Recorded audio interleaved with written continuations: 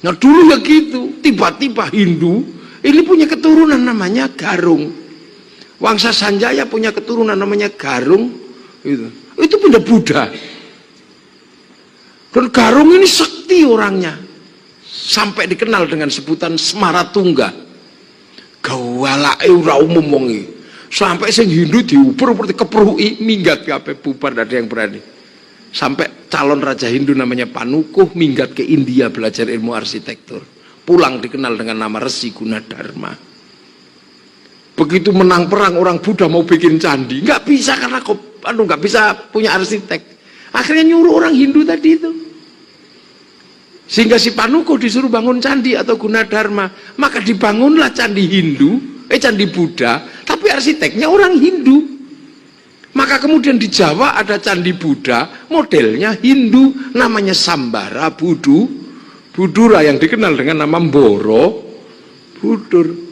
Tiba-tiba anak Garung atau Semaratungga yang namanya Pramodawardhani jatuh cinta sama Panukuh.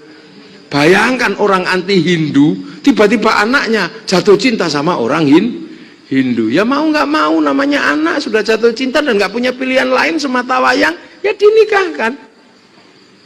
Maka terjadilah pernikahan Hindu Buddha. Dan kemudian Panukuh menjadi pewaris kerajaan Buddha, bergelar Rakai Pikatan.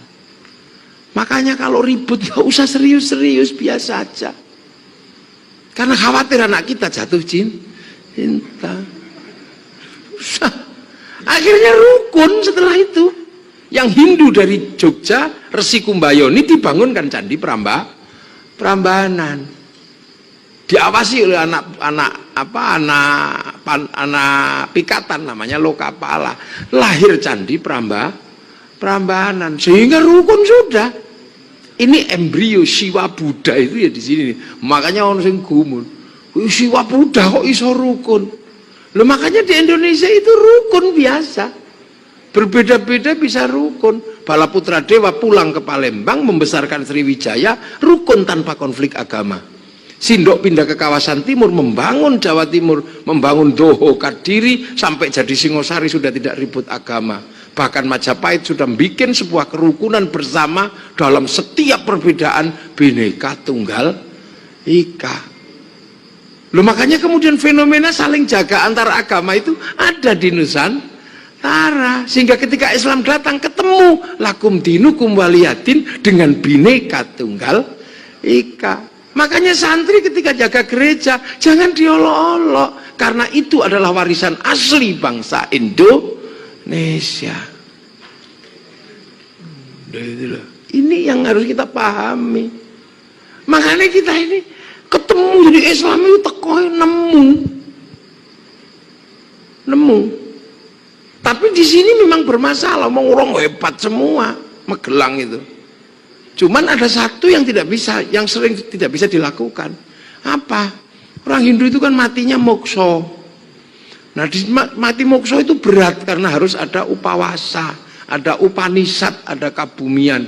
Upanisad itu menghilangkan jati diri, berjadi wali kota, pindah tempat jadi bakul dawet. Nah, itu upanisad. Agar ego dunianya nggak ada. Setelah itu kabumian. Kabumian itu menjalankan dharma hidup seperti bumi. Nah, yang ketiga upawasa, nggak makan, nggak minum, nggak menyentuh perempuan. Nanti tubuhnya mengecil terus lap mokso. Nah, itu banyak yang gagal. Ketika mau mokso lap gitu, inget istrinya, inget macet. Nah, itu terjadi jenglot atau Bathara Karang. Yang tidak punya ilmu Pancasona atau ilmu ilmu karang, maka kemudian mokso nggak bisa mokso, jadi jenglot biasa. Tapi kalau yang punya ilmu nggak bisa mati, jadi Bathara Karang itu. Nah itu banyak yang gagal.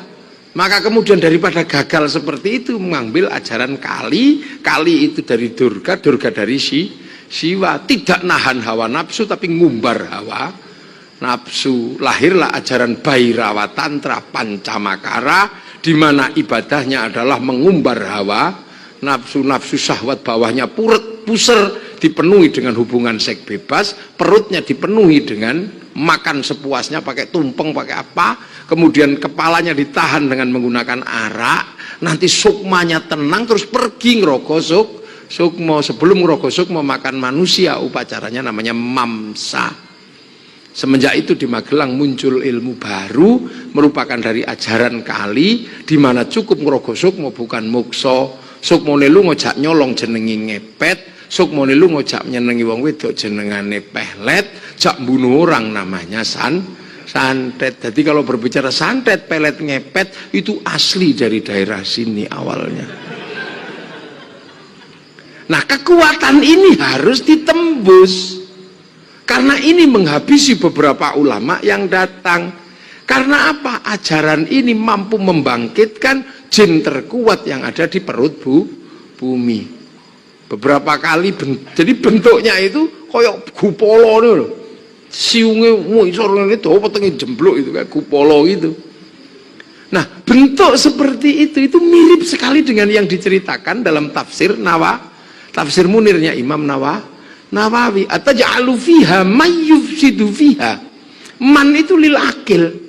Dalam tafsir Munir dijelaskan man itu adalah banul jan, makhluk sebelum manusia yang ketika manusia dibikin dimblesno ke dalam bumi, masuk di lahar-lahar. Itu bentuknya adalah jemblok, suka makan darah, suka menumpahkan darah, suka makan manusia. Itu bentuknya kayak gupolo itu.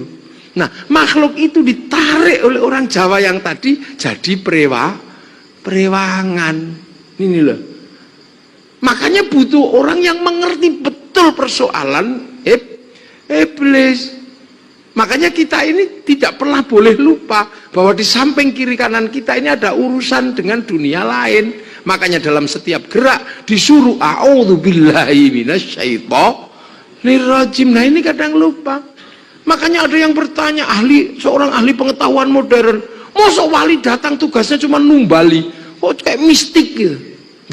Memang urusan manusia pertama di dunia ini urusannya dengan iblis.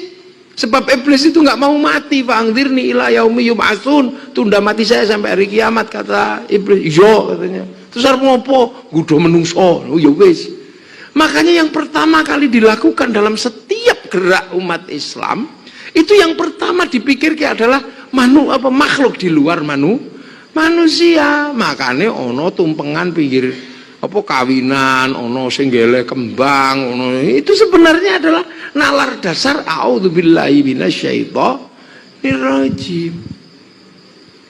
Nah, ini yang kadang ditanya, masa sih Islam pertama datang sing teko nameng tukang numbali loh. Lah kalau bukan itu apa? Karena di Indonesia waktu itu yang seperti itu kuatnya luar biasa. Siapapun nggak bisa nembus. Maka ketika ulama-ulama datang bermasalah dengan kelompok ini, maka yang dibutuhkan secara fungsional adalah yang seperti ini. Baru kemudian yang disebut wali. Dan ketika wali disampaikan ilmu pengetahuan modern, orang-orang yang biasa berbicara tentang sosiologi agama itu mencemooh. Nah, wali apa wali itu? Nggak ada itu rumusnya. Penyebar Islam itu ya tukang dakwah. Loh iya, disama tapi di sini disebut wali. Nggak ada, makamnya fiktif, wali tidak ada. Itu kan usum sekarang, ngetren itu. Nggak ada itu ilmu pengetahuan, nggak ada. Loh, ini orang ini ngomong apa? Satu-satunya penyebar Islam di dunia yang namanya wali hanya di Nusantara. Yang ke Afrika disebut syaikhun biasa.